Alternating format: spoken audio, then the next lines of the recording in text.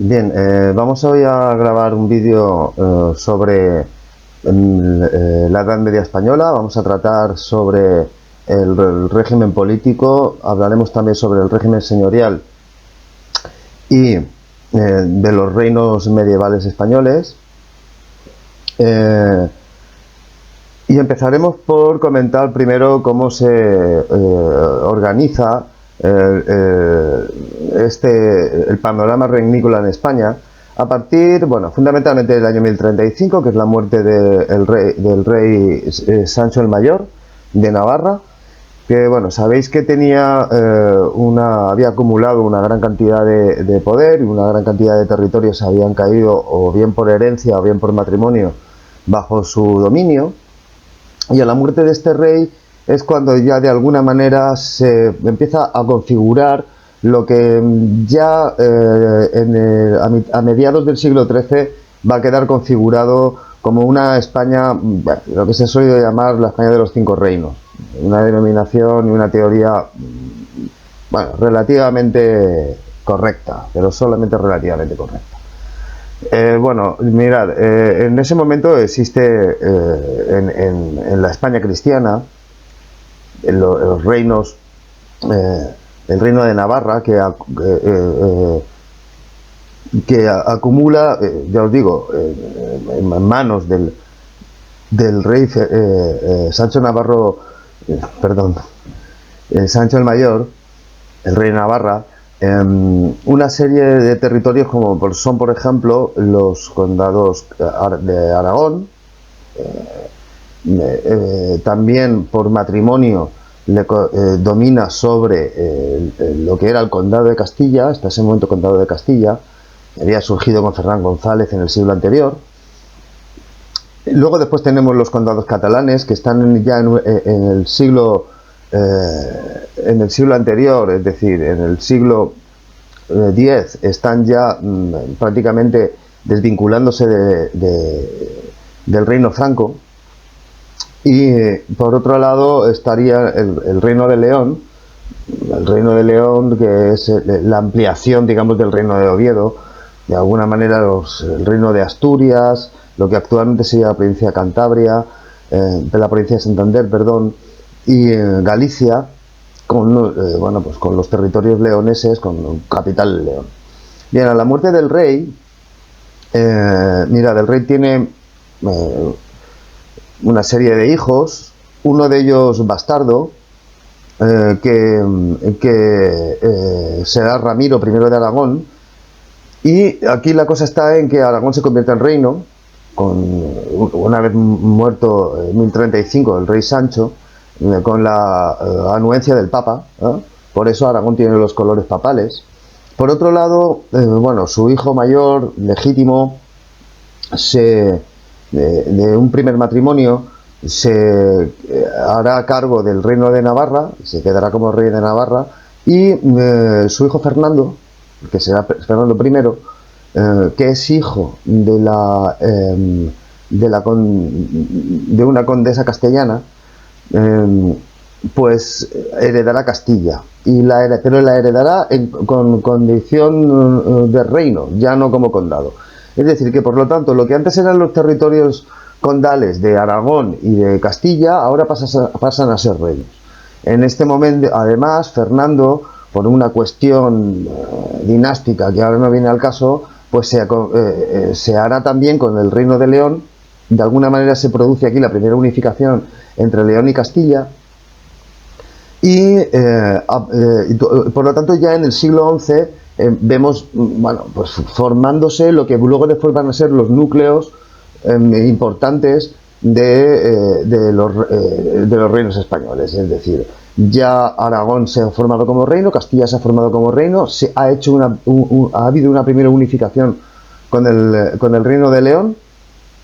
Y además, ya sabéis que el siglo XI va a ser un siglo muy importante de crecimiento económico, va a ser un siglo en el que a finales de siglo el hijo de Fernando I, Alfonso VI, va a conquistar Toledo, que, bueno, digamos que es un punto central o un punto de inflexión en el proceso reconquistador. Y Y luego después en el siglo siguiente, en 1150, bueno, pues doña Petronila, que es la heredera de la corona de Aragón, se casará con el Ramón Berenguer, que es el conde de Barcelona, y aquí se forjará la unión entre el reino de Aragón y los condados catalanes, que bueno, pues que dará lugar a la corona de Aragón. La unificación definitiva entre el Reino de León y el Reino de Castilla será más adelante. Ya en 1237, si no recuerdo mal, se producirá, bueno, ya en la persona de Fernando III, se ha llamado el Santo. Por lo tanto, ya a mitad del siglo XII se configura una España formada por 5 reinos, enfrentados todos ellos al mundo, al Andaluz musulmán, que está en el sur y en pleno retroceso. Bueno, ya sabéis que después de la toma de Toledo, bueno, los reinos de taifas se asustan mucho ante el avance cristiano, se hace llamar a los almorávides eliminarán estos primeros reinos de taifas, los almorávides luego después serán también derrotados y caerán en una decadencia, se formarán los segundos reinos de taifas, que necesitarán también la llegada de los almohades ante el avance cristiano, y que borrarán a su vez los segundos reinos de taifas. Y ya después de las Navas de Tolosa, en 1212, los almohades son prácticamente unos años después, son ya derrotados definitivamente, pero las Navas de Tolosa permite ya el derramamiento de Castilla en el valle del Guadalquivir, que se produzca también en el siglo XIII la ofensiva reconquistadora aragonesa en la persona de Jaime I de Aragón, que bueno, pues conquistará el reino de Valencia, el cual, bueno, se incorporará a la corona de Aragón. Ahora veremos esto de las coronas que son. Y, bueno, una corona que va a tener ya una forma definitiva a partir de los tratados de Tordesillas de 1304 y el tratado de Elche en 1305, a donde lo que sería luego después ya definitivamente el reino de Valencia se configura con lo que hasta ese momento eran territorios castellanos de lo que es el sur de la actual provincia de Alicante, bueno, pues de Viar hacia el sur, pues fundamentalmente Orihuela, que era la capital de aquel momento, Elche, Alicante, todo lo que es la Vega Baja actual. Todo lo que queda al norte del Segura, por lo tanto, se pasa a la corona de Aragón, y lo que queda al sur del Segura quedará para la corona de Castilla como reino de Murcia.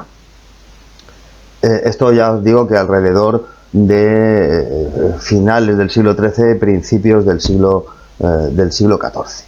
Bien, la cuestión es que queda así, por lo tanto, prácticamente a mitad del siglo XIII queda configurada ya la estructura territorial que va a permanecer hasta los Reyes Católicos y más allá desde el punto de vista institucional. Los fueros y los reinos desaparecerán definitivamente con las leyes de nueva planta, con la llegada de los Borbones, bueno, pues en 1704. Bien, la cuestión es que lo que tenemos aquí, por lo tanto, son en este momento, bueno, pues en los reinos orientales, la corona de Aragón, que es una corona formada por reinos, es decir, las coronas están formadas por distintos reinos. La corona de Aragón, en este caso, está formada por el reino de Aragón, los condados catalanes y la incorporación del reino de Valencia una vez que es conquistada la taifa de Valencia y convertida en reino en los años 40 de 1245 es cuando aunque se queda convertida en reino en los años 60 con una serie de fueros, cosa muy conflictiva porque la nobleza aragonesa no deseaba que se convirtiera en un reino, deseaba que formara parte del reino de Aragón, pero el rey prefirió formar allí un reino. Ahora veremos qué implicaciones tiene esto. Luego después tenemos, si seguimos hacia el oeste, bueno, pues pegado a los Pirineos, el reino de Navarra, un reino pues que queda de alguna manera desvinculado un poco de la política peninsular, porque relativamente pronto ha quedado encajonado entre Aragón y Castilla, Su reconquista peninsular, por lo tanto, quedó frenada. Además, bueno, pues a partir de la toma de Calahorra, bueno, la toma de Calahorra, que es importante en el sentido de que esto explica por qué Castilla, Sánchez y Aragón estrecho, ¿no? Si miráis en un mapa veréis la situación de Calahorra dónde está. Y por lo tanto, bueno, pues Navarra, hasta que se incorpore definitivamente como un reino español, en 1515, si no recuerdo mal, la toma bueno, ha sido conquistado antes, pero y bueno, se ha vinculado definitivamente al reino de Castilla por Fernando el Católico. Pero hasta ese momento Navarra, por cuestiones familiares de sus monarcas, bueno, pues pasa más bien a la órbita de la monarquía francesa. Además es un reino pequeño y que, bueno, pues que tiene una configuración política muy uniforme y que con unas diferencias entre la parte del llano y la parte de la montaña, la parte más pegada a los Pirineos, con dos familias que van a estar siempre pugnando dentro del territorio, etcétera. Y bueno, si seguimos hacia el oeste, pues nos encontramos ya con la Corona de Castilla. La Corona de Castilla, que está formada por varios reinos, de los cuales son fundamentales el reino de Castilla y el reino de León. El reino de León, que tiene el prestigio de ser el primer reino, que tiene la dignidad imperial, es decir, el rey de León es el Imperator Hispaniae, pero realmente la potencia económica, demográfica, militar y política va a ser el reino de Castilla. Y además es un reino que todavía, que mientras que en tanto Aragón como ahora veremos Portugal ha acabado ya su reconquista a mitad del siglo XIII, es decir, cuando se conquista Valencia, la reconquista de Aragón se frena ahí, se para, pero sin embargo Castilla no, es decir, la corona de Castilla-León continuará su reconquista, fundamentalmente las tierras castellanas, y los hombres castellanos continuarán su reconquista porque todavía quedará por reconquistar toda la parte del Valle del Guadalquivir. Tened en cuenta que esa mitad del siglo XIII, 1246, cuando se conquista Sevilla, si no recuerdo mal, unos años antes se ha conquistado Córdoba, la conquista de Murcia, que bueno, se lleva a cabo por parte de Jaime I, porque las tropas de castellanas están ocupadas en la conquista de la zona del Valle del Guadalquivir, pero que se hace en nombre, Jaime I lo hace en nombre del rey de Castilla, cuando se ha interpelado por qué hace esto, es decir, por qué gasta sus fuerzas en conquistar un territorio que luego después va a revertir en la persona del que va a ser su yerno, que es Alfonso X el Sabio. Jaime I dirá en valenciano Huefet, Perdeu y per España. Es decir, cosas que, bueno, que a buen entendedor pocas palabras bastan. Luego después, bueno, Murcia tendrá que volver a ser dominada en los años 60, pero por lo tanto, pero todavía quedará el resquicio y el reino, el último gran reino de Taifa, el último gran reino musulmán en España, que es el reino nazarí de Granada, que bueno, ya explicamos el otro día en el vídeo sobre Al-Ándalus, bueno, pues que ocupa esa zona de la región actual que se llama actualmente Andalucía, que serían las provincias fundamentalmente de Granada, Málaga y Almería, y que bueno, pues perdurará hasta 1492, en cuanto los reyes católicos toman la ciudad de Granada, que es la base fundamental la capital del reino musulmán, cuando la toman definitivamente. Bien, la cosa es que bueno, y luego después nos quedaría ya más hacia el oeste, en la fachada más occidental, la fachada atlántica, el reino de Portugal. Un reino pues que se ha conseguido con el apoyo papal también separarse de Castilla en la época, si no recuerdo mal, de Alfonso VII. Y bueno, pues la cuestión es que también con el apoyo papal, con el apoyo de la Orden de los Templarios, etcétera. Fijaos que aquí hay, bueno, las intervenciones del Papa que, bueno, pues que dan como consecuencia la creación de los reinos. La creación del reino de Aragón al al este y la creación del Reino de Portugal al oeste. ¿Qué pretende con esta política del Papa? Bueno, pues tener en cuenta que el papado es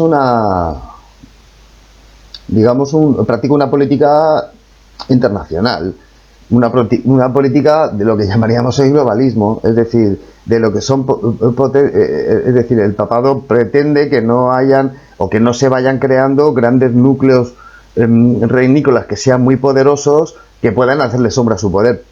Tener en cuenta que también en el siglo XI el papado está en plena guerra por las investiduras con el Imperio Alemán, y pues tampoco quiere que en un sitio tan importante como la península, a donde se está librando además una guerra que es una cruzada contra el musulmán, bueno, pues se le salgan aquí un territorio unificado que pueda hacerle también sombra a su poder. Es decir, la reedificación de una diócesis hispánica pues no le viene muy bien. Tened en cuenta que también es en este momento, durante el siglo XI, donde el rey de León empieza también a titularse como Imperator Hispaniae y todo este asunto. Bueno, pues que tiene un recorrido que algunos historiadores como Vicens Vives pues han minimizado, pero que no se puede minimizar de ninguna manera, porque esto quedó fuertemente. Esto nos explica muy bien qué es lo que está pasando en la Reconquista.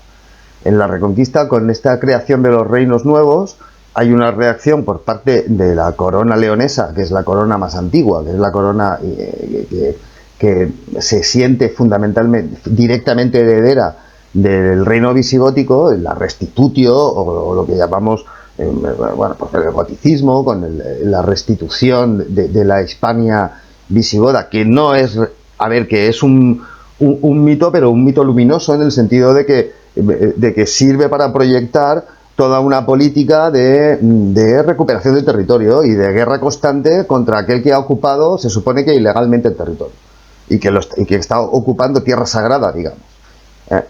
Entonces, bueno, pues fundamentalmente aquí lo que se está organizando es un ortograma reconquistador, unos planes y programas que se desarrollan bajo el título que conocemos como Reconquista, y en el que habría una cabeza directora de la guerra, que sería, bueno, pues el emperador, y unos reinos que realmente llevan a efecto esta restitutio y que llevan a efecto esta guerra, como realmente ocurrió así, por lo menos hasta la mitad del siglo XIII.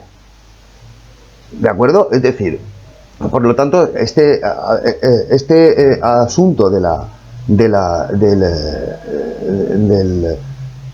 la atribución de un título imperial al rey de León no es una cuestión baladí, es una cuestión muy importante que nos explica muy bien cómo se están desarrollando o qué planes y programas se tienen para recuperar el territorio.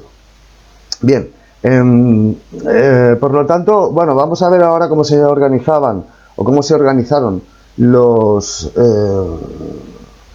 las coronas, fundamentalmente la corona de Aragón y la corona de Castilla. Bien, hay diferencias importantes entre una y la otra. La corona de Aragón es una corona cuyos reinos no tienen vinculación directa entre sí, ¿de acuerdo? Es decir, la única vinculación que tienen entre sí es la figura del monarca.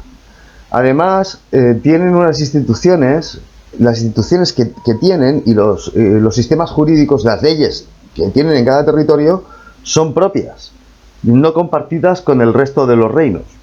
Hay, como ya os digo, 3 reinos, bueno, y las Islas Baleares, que tendrán una posición conflictiva dentro de la corona de Aragón.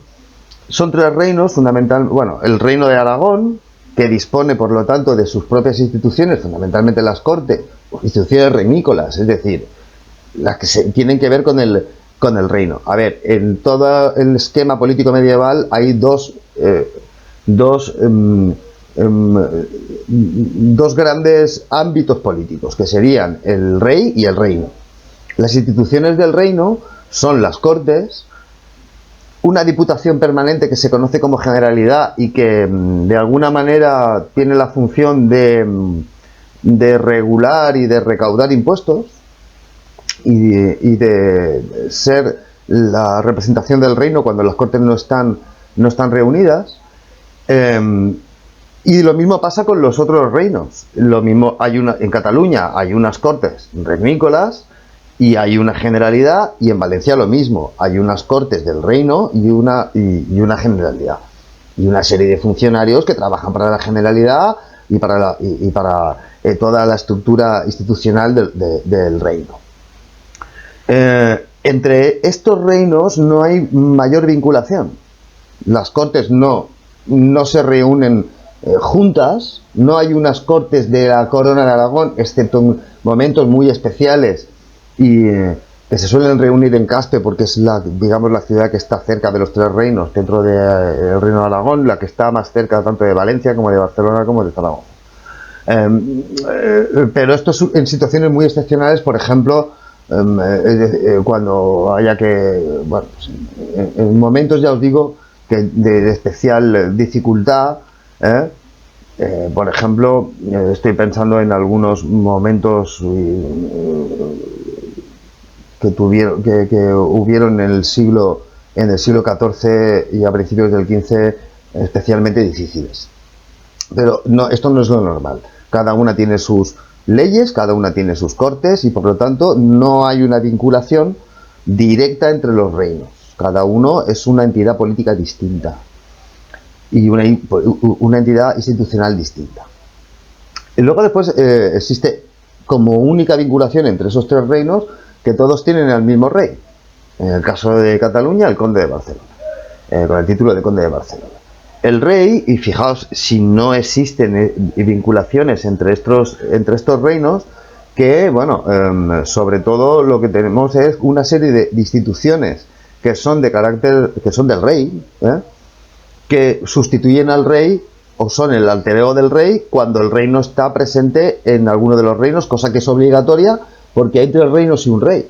Por lo tanto, si el rey reside en Barcelona, el rey, que también tiene que estar presente en Zaragoza, en el Reino de Aragón, o que tiene que estar presente en Valencia, pues evidentemente no puede estar.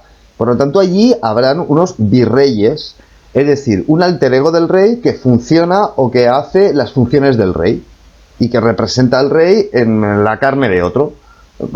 Fijaos que estas instituciones aragonesas de representación o de alter ego regnícola tendrán luego después una importancia capital en la historia de España, porque así estas instituciones aragonesas son las que pasan luego al imperio, es decir, al imperio tanto en América como en Italia, al imperio mediterráneo como al imperio americano. Es decir, se crearán en América una serie de virreinatos, bueno, en la época de los Austrias, el virreinato de Nueva España, el virreinato de Perú, y también había un virrey en Italia. Por lo tanto,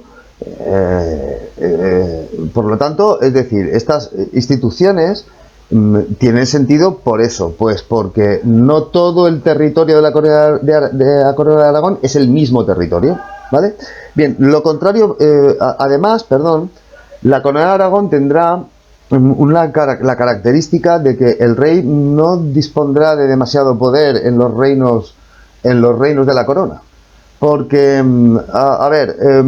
sobre todo en Cataluña, a donde las Cortes, que son las instituciones fundamentales del reino, en la Corona de Aragón sí que tenían poder y tenían una estructura que les permitía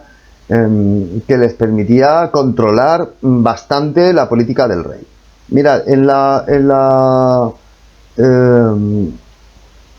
la política medieval, los reyes tienen fundamentalmente dos frenos a su poder. Los reyes tienen el freno, los reyes no pueden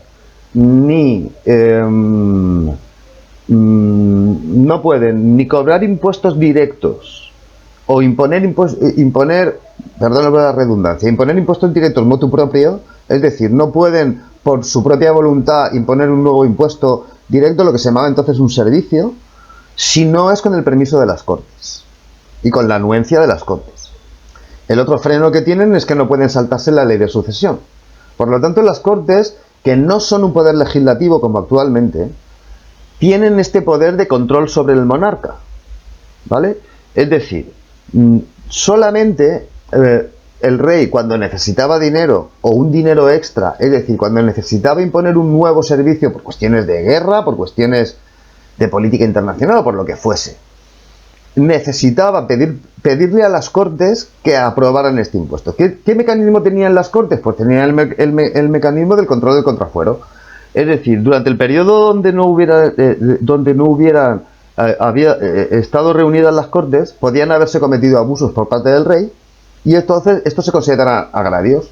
Entonces, si el rey no reconocía y reconducía su política, es decir, no desagraviaba al reino, el reino se negaba a darle dinero. Estos mecanismos en la Corona de Aragón funcionaban sobre todo en Cataluña, y funcionaban bien, en el sentido de que, aunque el rey tenía el poder de convocar y desconvocar Cortes, no podía saltarse esta cuestión de, bueno, pues de los agravios, ¿no? Y había que solucionarlos para poder conseguir dinero. Tener en cuenta también que, bueno, el caso de Cataluña, ¿por qué tiene más poder Cataluña, digamos, o tiene más capacidad de control? Porque en ese momento es la región más rica que hay dentro del reino, fundamentalmente la ciudad de Barcelona. El resto de Cataluña no, pero Barcelona es una especie de talasocracia, es una importante ciudad comercial que está expandiéndose por el Mediterráneo, es una potencia comercial además enfrentada con Génova fundamentalmente y con otras ciudades italianas. Tiene unas atarazanas muy importantes, es decir, hay un periodo aquí desde los siglos XIII, XIV y hasta el principio del siglo XV. Barcelona es el gran motor económico de la Corona de Aragón. Además, las Cortes de la Corona de Aragón seguían estando formadas por los brazos. Había presente un brazo real, que eran las ciudades, que no tenían demasiado poder, y eran las ciudades que pertenecían directamente al rey. Había un brazo eclesiástico también muy poderoso, y había un brazo militar, es decir, la nobleza. Y el brazo eclesiástico y el brazo militar, que eran los privilegiados, eran verdaderamente poderosos dentro de la Corona de Aragón, de los condados catalanes, a donde sí que funcionaba o habían unas relaciones feudales más parecidas a las de Francia, cosa que no se daba en el resto de los territorios, ni de la propia Aragón, ni de la propia Corona de Aragón, y por supuesto en Castilla, donde las relaciones feudales prácticamente existen como relaciones, pero no como relaciones, digamos, de poder, por cuestiones que luego después explicaremos. Bueno, la cosa es que, por lo tanto, las Cortes en la Corona de Aragón tienen el poder y tienen la capacidad de controlar al rey. El rey, por lo tanto, tiene menos poder que en la Corona de Castilla. Ahora veremos por qué. A esto se le llama constitucionalismo, una palabra o en un término un poco extemporáneo, ¿vale? La composición de las Cortes en el Reino de Aragón eran una composición un poco extraña, porque en vez de 3 brazos habían 4, debido a que el brazo militar estaba dividido en aristócratas y caballeros, que eran la pequeña nobleza, y en el Reino de Valencia había unas Cortes también con 3 brazos, pues brazo eclesiástico, brazo militar y el brazo real, que eran las ciudades. Bien, en cuanto a Castilla, bueno, pues Castilla tiene una configuración política totalmente distinta. Tiene una configuración política totalmente distinta por la diferencia de poder del rey sobre el territorio. El rey en Castilla sí es poderoso. El rey en Castilla no tiene prácticamente limitaciones en su poder. En teoría sí que tiene las mismas limitaciones que hemos visto en Aragón. Pues no puede imponer servicios por sí mismo, no puede tampoco saltarse la ley de sucesión. Pero las Cortes en Castilla, que son Cortes, además, fijaos, las Cortes en Castilla son Cortes de los 2 reinos importantes. Es decir, son las Cortes de León y las Cortes de Castilla que se funden en una. Tiene todo el territorio la misma ley, ¿de acuerdo? Que es la ley del rey, ¿eh? Además, la nobleza es una nobleza fundamentalmente ocupada en la guerra, y el rey es un caudillo militar, con un carácter militar muy fuerte. Y por lo tanto, este carácter militar y esta necesidad de continuar la reconquista y de alargarla y tener que, bueno, pues que pelear todavía por la conquista del Valle de Guadalquivir, lo que vendrá luego con los intentos de invasión de otro pueblo africano que son los Beni Merimes.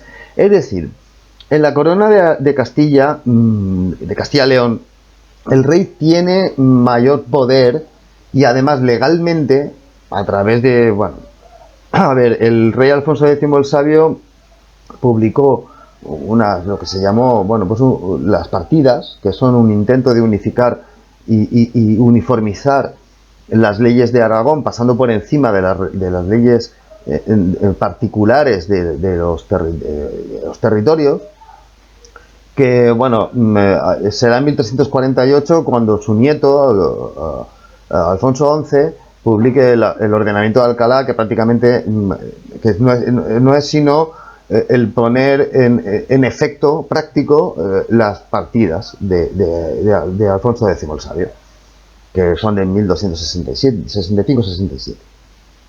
Bien, por lo tanto, en Castilla lo que tenemos es uniformidad legal, tenemos unas instituciones regnícolas que no están a la misma altura que las de Aragón, que no tienen tanto poder como las de Aragón. Por lo tanto, al haber uniformidad legal, no hay instituciones del rey para sustituir al rey. Es decir, en Castilla no existe un virrey, porque como todo el territorio es el mismo, el rey siempre está presente en el territorio. El rey no sale de Castilla, o sea, él sale para la guerra. Entonces lo que deja es un regente.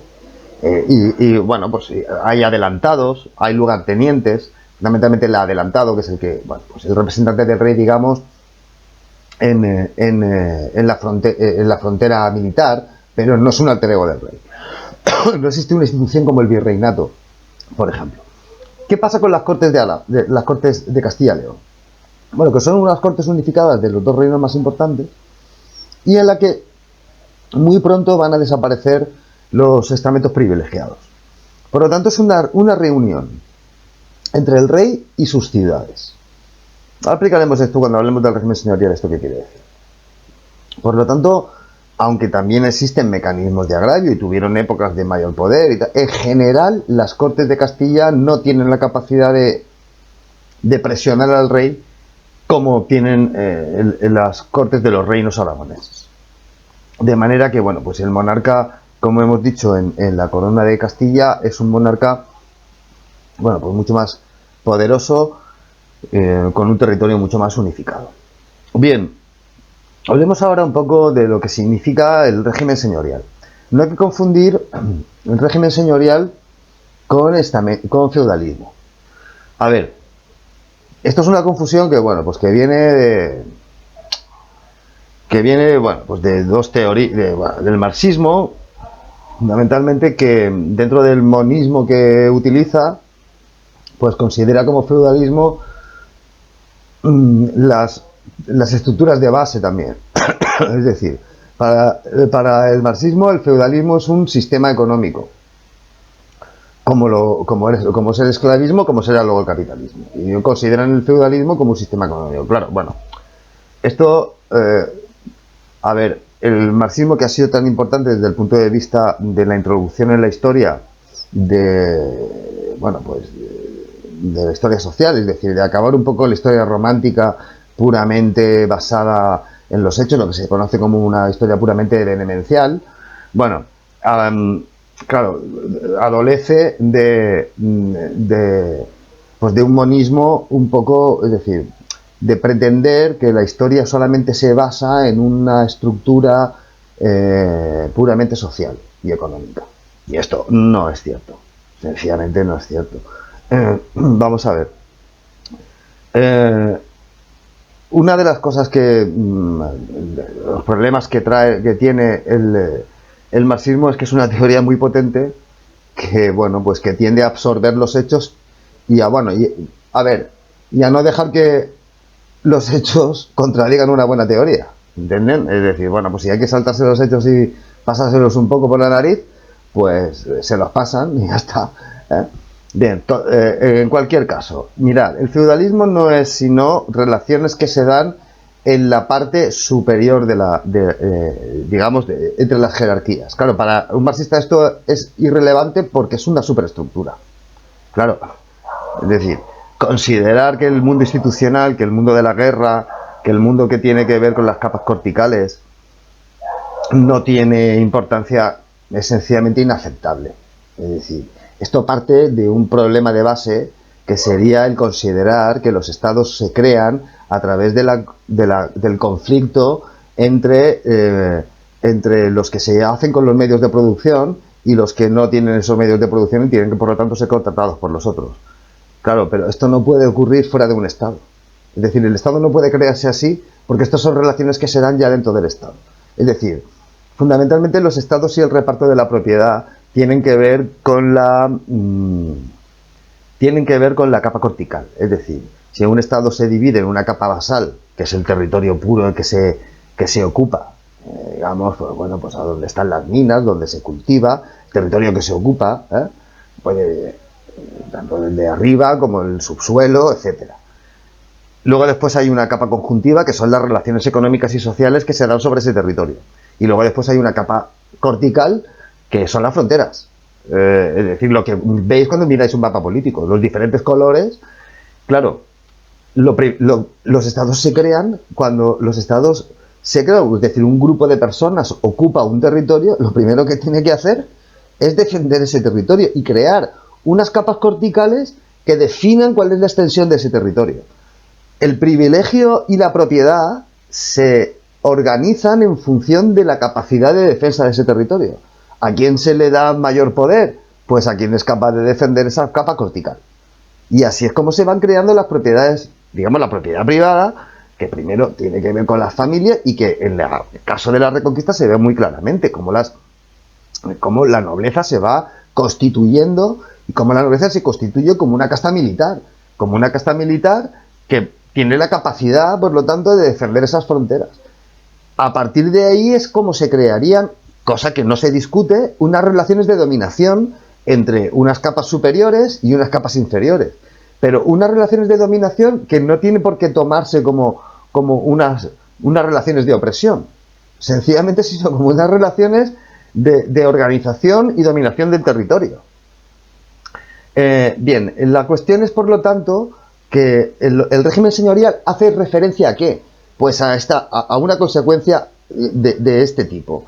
Mirad, el feudalismo, ¿qué sería? Sería la relación que se establece entre entre las clases nobles, es decir, entre personas del mismo estamento social, de los mismos grupos sociales, en este caso de la casta militar, de la nobleza, que se establecen relaciones de vasallaje.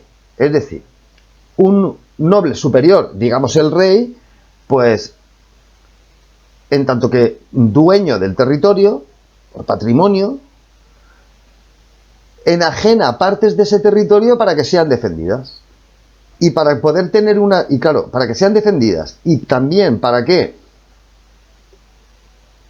se establezcan una serie de relaciones militares, fundamentalmente de carácter militar, entre una serie de nobles. Son, por lo tanto, relaciones que tienen que ver con la defensa y que tienen que ver con la ordenación militar del territorio y con la ordenación política del territorio. Esto se puede dar en diferentes escalas, es decir, puede haber, por lo tanto, vasallos de primer grado, digamos, pues los que son vasallos directos del rey. Estos vasallos pueden también enajenar partes de su territorio a otros vasallos que vamos a ver. Ahora, ¿cómo puedes asegurar, digamos, el sustento de estos militares que tienen que dedicarse a la guerra? Pues infeudándolos, es decir, dándoles un feudo. Claro, dentro del feudo lo que se establecen son relaciones de carácter señorial, no de carácter vasallático. Son relaciones, por lo tanto, y esto es el régimen señorial. Es decir, el régimen señorial hace referencia a las relaciones sociales y económicas entre las clases inferiores, o los estamentos inferiores, en este caso los siervos de la gleba, con los señores, que tienen estos feudos como garantía de sustento económico y de fuente de hombres para la guerra. para servir al rey cuando el rey los llame, para ir a la guerra. Es decir, por lo tanto, las relaciones vasalláticas serían relaciones entre las mismas, son lo que se llaman relaciones sintalagmáticas, es decir, relaciones entre los mismos, entre un grupo de nobles que se reparten de alguna manera el territorio y que se infeudan, es decir, que tienen como garantía de sustento y como garantía y el pacto feudal es fundamentalmente la lealtad del vasallo con respecto al señor. El señor le aporta un feudo, es decir, un territorio del cual vivir, a cambio de que el infeudado, de que el vasallo se comprometa al auxilio y al consilium, al auxilium y al consilium, es decir, que se comprometa a aconsejarle y a auxiliarle fundamentalmente militarmente cuando lo necesite. ¿Lo veis? Es decir, que por lo tanto, estas relaciones son de carácter, por lo tanto, sintagmático, es decir, de carácter entre iguales, y tienen un fuerte aspecto militar. Y un fuerte aspecto. Claro, ¿cuál es la consecuencia final del feudalismo y cuándo podemos hablar de una sociedad feudal? Una sociedad feudal será la que haya en Francia o la que haya en Alemania. ¿Cuándo? ¿Qué? Cuando estos infeudados empiezan a no reconocer que esos territorios son del rey y pretendan legar esos territorios a sus herederos. Entonces lo que tenemos ahí es una sociedad feudal en el que se produce un proceso de privatización del poder. Habrán en Francia feudatarios del rey de Francia, como bueno, pues el duque de Borgoña, los Países Bajos, los aquitanos, el propio rey de Inglaterra que es duque de Aquitania. Bueno, la cuestión es que estos señores y en las sociedades feudales tienen también, es decir, esta denominación de sociedad feudal se circunscribe a una cuestión de privatización del poder, a una cuestión de carácter político, no a una cuestión de carácter social y económico. Eso sería el régimen señorial. Es decir, aquí lo que existen es, por lo tanto, un proceso en países como Francia o países como y en los territorios de habla alemana, en los territorios del Sacro Imperio, lo que se está produciendo es una debilitación del poder central, el rey pierde poder, y el poder que era público, porque el rey representa al Estado, se privatiza. Los señores, por ejemplo, los condes de Barcelona, lo que hacen es negar que los condados que les han sido infeudados por el rey de Francia, en este caso por el rey de los francos, Carlomagno y Ludovico Pío, no les pertenezcan. Es decir, ellos pretenden que esos territorios son suyos ya y que por lo tanto los pueden legar a sus hijos. ¿Tú qué puedes dar en herencia a tus hijos? Lo que es tuyo, lo que no es tuyo no. Y en ese proceso de infeudación, en el proceso de privatización del poder, es cuando nos encontramos en la plena Edad Media unas sociedades de carácter feudal. Esto no ocurre en Castilla. Por ejemplo, los nobles de Castilla nunca...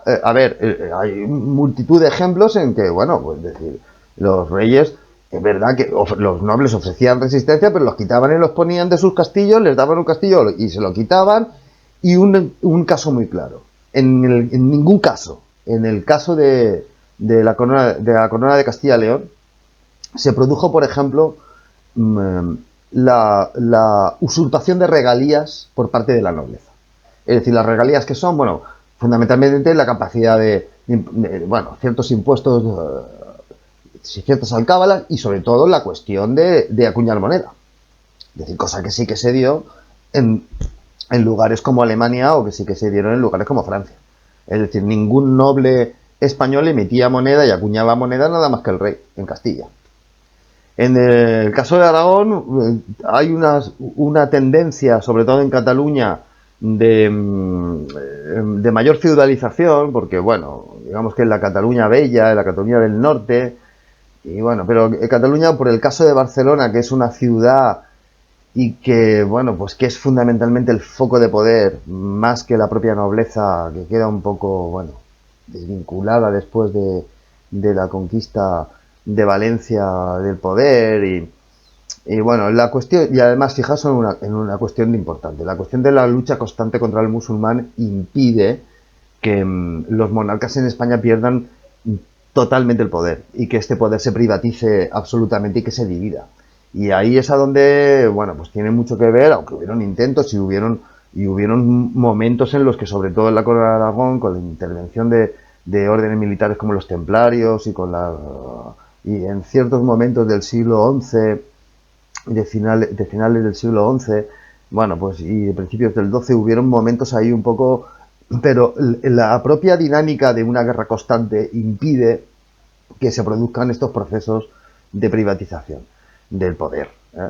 Por lo tanto, hablamos de una sociedad feudal cuando este proceso de infeudaciones, de organización del territorio entre iguales, ha llegado a un extremo en el cual, bueno, pues, hay territorios que se desvinculan o que olvidan sus orígenes de vinculación feudal. Y hay señores que, por lo tanto, se niegan a reconocer que esos territorios pertenecían, digamos, a un monarca o a alguien que se los dio previamente.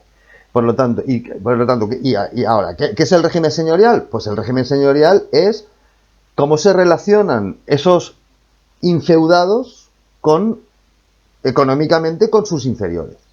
A ver, dentro de un señorío, lo que hay, a ver, el señorío está configurado fundamentalmente para que el vasallo del señor que está por encima le pueda prestar auxilio y pueda, a través, bueno, pues de tener una serie de personas y de hombres que pueda llevar a la guerra y que pueda, sustentarse económicamente. Porque un militar no puede trabajar con las manos. Es decir, en el caso de los militares de la nobleza tiene prohibido ser agricultor. No puede trabajar con las manos, ni ser artesano, ni nada de esto. Puede dedicarse solamente a la guerra. Claro, ¿de qué viven? Pues bueno, pues de que se les da un territorio con personas, que son los siervos de la gleba. Personas que no pueden moverse, eso es la servidumbre. Personas que no pueden moverse del lugar donde han nacido y de la tierra a la que están vinculados. Estas personas, a ver, el señor tiene fundamentalmente en un señorío, bueno, pues unas tierras que él explota directamente y otras tierras que, digamos, están en alquiler. A ver, los siervos, por lo tanto, lo que hacen es, tienen una parcela de la cual viven y por la cual pagan una parte de los frutos que saquen de esa tierra, una parte es para ellos y otra parte para el señor. Además tienen obligaciones con el señor, tienen que trabajar las tierras que son directamente del señor unos días al año y obligatoriamente tienen que ir a trabajar allí.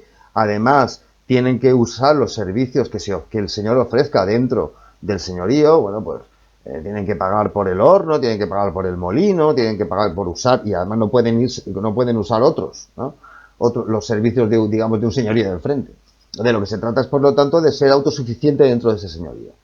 Bien, tener en cuenta que estas relaciones de servidumbre fueron relajándose mucho. En el caso de Europa Occidental, estas relaciones de servidumbre prácticamente en el siglo XV estaban ya disueltas por cuestiones que veremos en un vídeo posterior, y que, bueno, que perduraron, por ejemplo, en partes de Alemania hasta el siglo, bien entrado el siglo XVI y XVII, y sobre todo en Rusia, que perduraron prácticamente hasta la Revolución Bolchevique, ¿vale?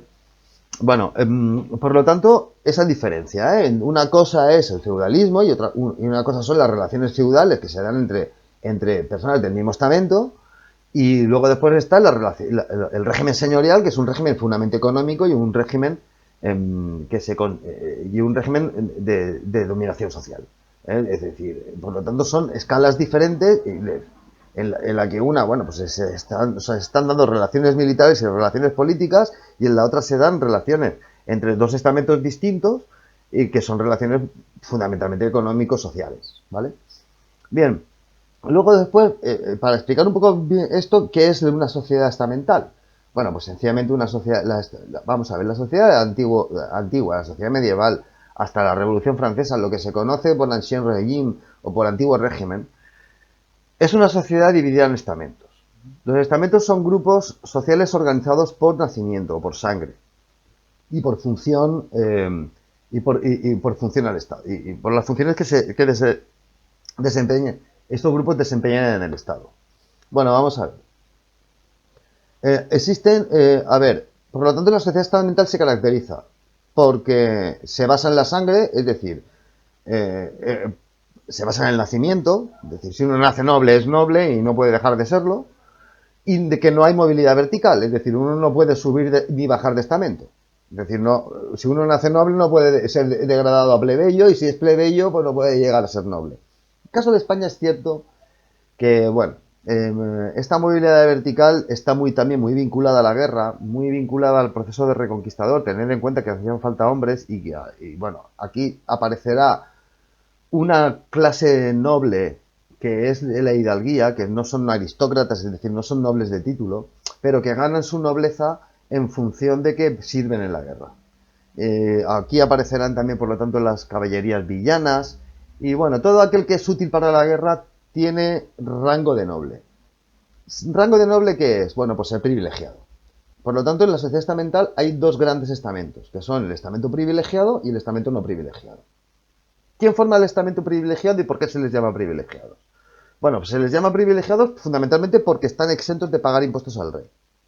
Claro, son los que cobran impuestos, en este caso, de los siervos a través del régimen señorial. Eh, Además, bueno, pues tienen estatutos jurídicos propios y en el caso de la nobleza, bueno, pues la posibilidad de portar armas cotidianamente. Es decir, de llevar armas por la calle, vamos, llevar armas largas por la calle. Bueno, la cuestión es que existen dos grupos estamentales privilegiados que serían el clero y la nobleza, lo que luego después en las cortes sería el brazo eclesiástico y el brazo militar.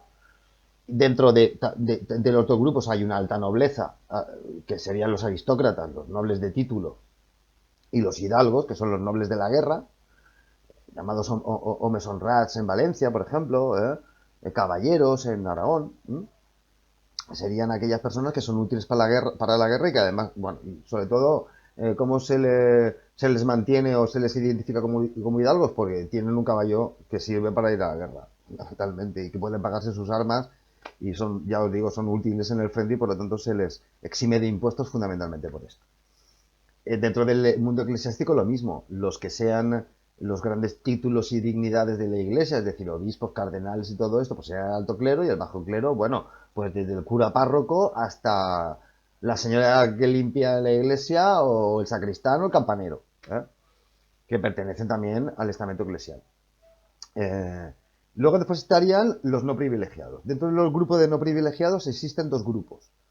Los siervos de la gleba, que son estas personas sometidas al régimen señorial, son estos campesinos, fundamentalmente campesinos, fundamentalmente no campesinos, que están vinculados a la tierra que trabajan y en la que viven, que no pueden moverse de allí y que no tienen ningún tipo de derecho político. Es decir, además dependen de un señor y a este señor tienen que servirle señorialmente. Es decir, tienen que pagar sus corbeas, tienen que hacer el trabajo en la reserva señorial, tienen que pagar su parte por habitar aquella tierra, tienen que utilizar estos servicios del señor, etcétera, y no pueden irse del lugar a donde han nacido. Pero luego después están los burgueses, es decir, los habitantes de las ciudades. A ver, que ya no sé si he explicado en algún otro vídeo que las ciudades se caracterizan fundamentalmente por ser una ciudad quiere decir fundamentalmente es un estatuto jurídico.